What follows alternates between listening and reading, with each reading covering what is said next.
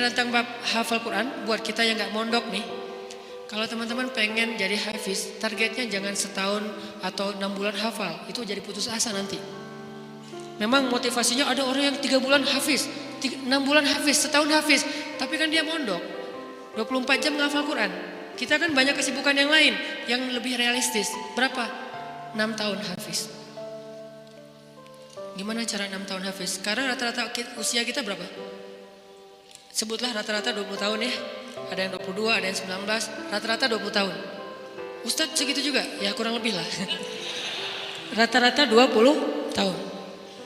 Berarti 26 tahun itu cepat banget. Ya udah deh, jangan terlalu 6 tahun, 10 tahun. Kalau kita mau menghafal Quran 10 tahun hafiz, berarti sehari kita cuma perlu menghafal 2 baris. Sehari 2 baris. Dibagi 5 waktu sholat.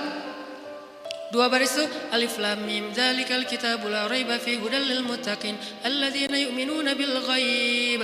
Segitu. Enggak sampai 1 ayat kan?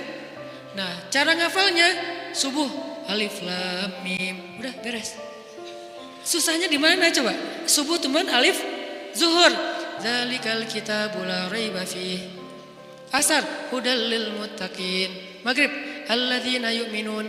Isya bil ghaib. Selesai. 1 hari 2 baris, tapi butuh istiqomah, butuh dawam, konsisten. Kalau sehari 2 baris, maka 10 tahun itu gak lama loh. Saya tuh di Bandung udah 13 tahun, gak kerasa. Seolah-olah baru kemarin saya datang dari Kairo ke Bandung, sekarang udah 13 tahun, gak kerasa gitu aja. Tiba-tiba udah 13 tahun, berarti kalau saya ngafal sehari 2 baris, sekarang udah 3 tahun yang lalu udah selesai tuh. Berarti semua kita bisa jadi hafiz sebetulnya kalau udah lancar tahsinnya. Sehingga kita meninggal berstatus hafiz. Bukan untuk pamer ke orang, bukan untuk taruh di Instagram bio hafiz Al-Quran. Itu mah bebas lah, terserah niat ya. Saya kan gak mau menjudge kan, ada orang yang menaruh gitu supaya jadi syiar, ada yang mungkin dia ria. Kalau dia ria dia rugi. Kan ngafal Quran gak gampang, masa mau dihabisin dengan hanya taruh di bio, rugi banget tuh.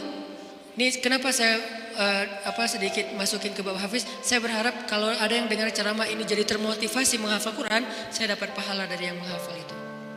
Ternyata targetnya gampang, 2 baris sehari, 10 tahun khatam. 2 baris itu gampang banget. Alif alhamdulillah, zuhur rabbil alamin, asar ar-rahman, maghrib ar-rahim. Segitu doang ngafalnya, gampang banget. Kul, zuhur, ya, asar, ayyuhal, gitu doang kan? Saking gampangnya. Kapan itu khatamnya Ustadz? Gak tahu, pas sakaratul maut kali. Saking pendek-pendeknya. Nah, maksud saya target sebelum meninggal hafiz. Tapi kan kita gak tahu usia kita Ustadz. Memang kita gak tahu. Ini mah target semampu kita. Kalau meninggal sebelum 10 tahun, yang penting kita udah punya niat. Siapa yang berniat baik dan tidak tercapai, maka dia dapat pahala kebaikan yang utuh. Siapa yang tercapai, dia dapat pahala 10 kali lipat. Kalau kita meninggalnya usia 40 tahun, usia 50 tahun, udah hafiz. Tahu gak kedudukan hafiz di akhirat nanti kayak gimana? Itu keren banget. Harus cemburu kita sama orang yang hafiz tuh. 1, dijamin surga kalau dia ikhlas. Dijamin surga. Kita tuh bukan golongan sahabat. Saya kemarin pas datang ke kuburan Uhud ya, namanya Jannatul Uhud, surga Uhud. Kenapa? Karena di situ dimakamin 10.000 ahli surga. Pas saya datang ke kuburan Uhud, saya ngerasa duduk aja lama di situ ya, mikir beruntung banget ya mereka. Semua dijamin surga. Duduk di kuburan Uhud itu gak ada serem-seremnya. Benar-benar namanya surga Uhud. Karena kayak kita duduk di atas taman surga. Kan datang ke kuburan itu ada agak-agak serem gimana gitu kan. Ini gak ada seremnya sama sekali, nyaman. Merpatinya banyak, hingga di atas kuburan-kuburan itu. Dan di atas kuburan itu kita bisa tahu beberapa.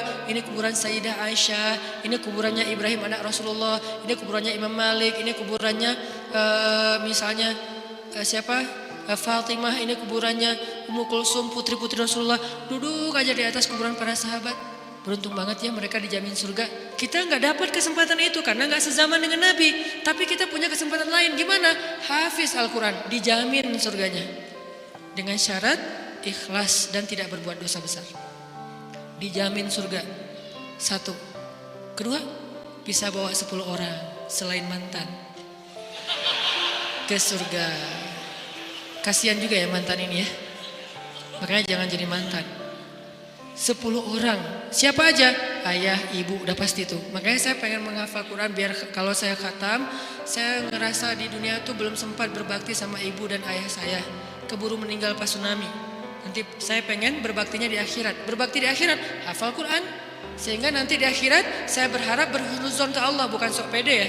Kayak Ustaz udah paling pasti masuk surga aja. Bukan, husnuzon ke Allah. Gak boleh sok pede. Kalau sok pede namanya mentazkiyah diri sendiri. La tuzakku anfusakum.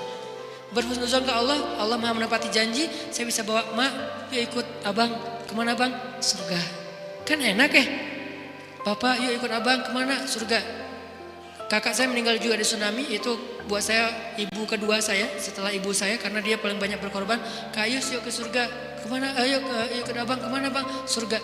Itu tuh kayak goals, akhirat goals lah.